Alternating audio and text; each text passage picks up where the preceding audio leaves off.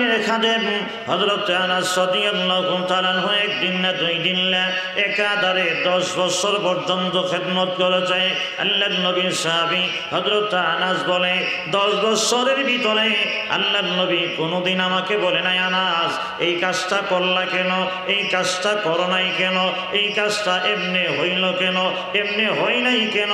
আল্লাহর নবী 10 বছরের ভিতরে আমাকে জিন্দেগিতে কোনোদিন বলে নাই।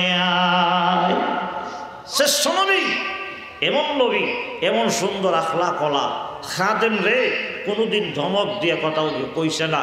কিন্তু বর্তমান জামানায় ওই নবীর উম্মতে তার খাদেম রে, তার কর্মচারী রে কানো ধরে ঘোরা, জোরে কন্টিনি ঘুমাই গেছেন কেন নাকি? আল্লাহ, আমি কিছুদিন আগে মাহফিল ছিল টাঙ্গাই, ওই যে চন্দ্রা এইদিকে যাবো দেখি যে শ্রমিকরা আন্দোলন লেমে গেছে গা, রাস্তা অবরোধ, রাস্তা দিয়ে যাওয়া যায় না, অনেক প্রচণ্ড জ্যাম লেগে গেছে গা। শ্রমিকদেরকে তার পরিশোধ করা, তার মূল্য, তার টাকা, তার বিনিময় দেওয়া, তাকে আদর করা, সোহাগ করা, ভালোবাসা দরকার আছে না নাই? আচ্ছা, সারা বাংলাদেশের শ্রমিকরা যদি বলে যে আমি কাজ করব না, তাহলে কি বাংলাদেশের কাজ হবে? জোরে বলেন, কাজ হবে নাকি? হ্যাঁ, এজন্যে এই দেশে যারা কাজ করে রেখা, মনে করেন রিক্সা চালা, অটো চালা, আপনি বাজারে গেছেন, বাজারে যাওয়ার পরে এখন বেগ ভইরা বাজার করছেন, এখন বাজার আনার সময় যদি অটোওয়ালা না থাকে, রিক্সাওয়ালা যদি না থাকে, আপনাকে কিন্তু অবশ্যই এই বেগ কাঁধে কইরা আনতে হবে। জোরে কণ্ঠে কিনা? আর জোরে কণ্ঠে কিনা? এখন বাজারে গেছেন, বাজারে গিয়ে দেখেন আপনাদের মণিপুর বাজারে আপনি সাপ মানুষ, ভদ্রলোক মানুষ গেছেন জুতা ভাই দিয়া, এখন জুতা গেছে গা সিরা, সারা বাজারে মুসি নাই, জুতা সিলাইন না নাই। এখন কি করেন? জুতা হন কই যাবো, কান্দু যাবো নি? না বেদে কান্দু যেত না, কান্দু যেত না, কান্দোলন লাগতো না। আপনি ব্যাগের মধ্যে লয়ে জুতা লয়ে সারা বাজার আডন লাগবো কেন? কারণ সারা বাজারে কি নাই? মুসি নাই, জুতা সিলাইন না নাই। এখন এই জুতা লয়ে আপনাকে হাঁটতে হবে। তাহলে বোঝা গেল এই যে জুতা সিলাইন না মুসি, এই মুসি আমার দরকার আছে না নাই? জোরে বলেন আছে না? হ্যাঁ। আচ্ছা, যদি আপনার মনে করেন 100 কোটি মিলিয়ন ডলার টাকা আছে, কিন্তু এই দেশও একজন রাজমিস্ত্রিও নাই, দলান বানাইন না নাই, ইট মেলে ইট বানাইন না নাই, কি মনে করেন দলান উদ্গত করতো না? কেরে টাকা দিয়ে হবে না? টাকা দিয়ে হবে? আল্লাহু আকবার, জোরে কোন আল্লাহু আকবার, আর একটু জোরে কোন আল্লাহু আকবার। এজন্য বলি এ দুনিয়ার মুসলমান ভাই, এই দুনিয়া আল্লাহ রাব্বুল আলামিন বানিয়েছে, আল্লাহ আকাশ বানাইছে, জমিন বানাইছে, তামাম দুনিয়া বানাইছে, সমস্ত দুনিয়ার বাগান আল্লাহ রাব্বুল আলামিন বানিয়েছে। এই দুনিয়া কেমনে সুন্দর হবে আল্লাহ ভালো জানে। আল্লাহ যত নবী রাসূল বানাইছে, সমস্ত নবী রাসূলের ভিতরে আল্লাহ আমাদের নবীকে শ্রেষ্ঠত্ব দিয়ে 4 মর্যাদাবান বানিয়েছে।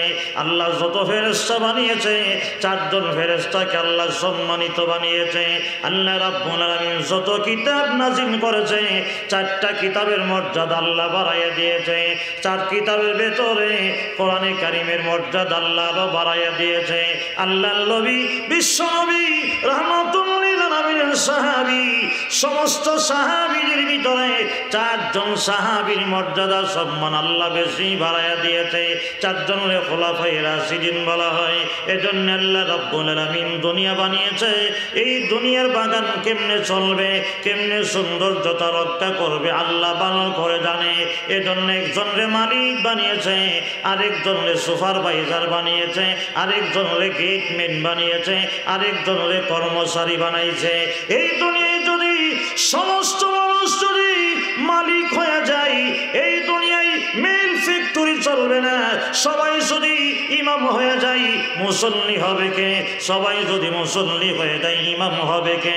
সবাই যদি বক্তা হয়ে যায়, শ্রোতা হবে কে?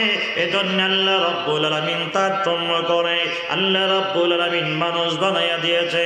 এজন্যে আপনি মালিক হয়েছেন, অহংকার করবেন না, গর্ব করবেন না, তাকাব্বুরি করবেন না, রিয়া করবেন না।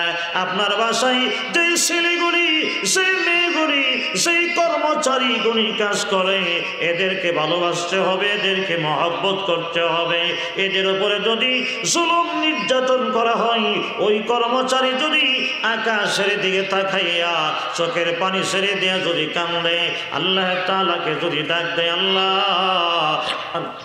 আমি তার ঘরে কাজ করি, তার ফ্যাক্টরিতে কাজ করি, আল্লাহ আমাকে ছুটি দিল না, আল্লাহ আমাকে সময় মতো বেতন দিল না, বোনাস দিল না, আল্লাহ তোমার আদালতে বিচার দিলাম। ওই মাজলুম ব্যক্তিটি চোখের পানি ছেড়ে দিয়ে আল্লাহর দরবারে কাঁদতে দেরি হবে। মাজলুম ব্যক্তিটি চোখের পানি আল্লাহর দরবারে মঞ্জুর হতে দেরি হবে না। এজন্য বড় ভাই, আল্লাহ ওই একজনের চেয়ারম্যান, একজনের মেম্বার, একজনের ইমাম, একজনের মুয়াজ্জিন, একজনের নেতা, একজনের বানাইছে কোম্পানির মালিক, আরেকজনের বানাইছে কর্মচারী, কিন্তু সবাই কিন্তু হাতে পায়, কিন্তু সবাই মানুষ।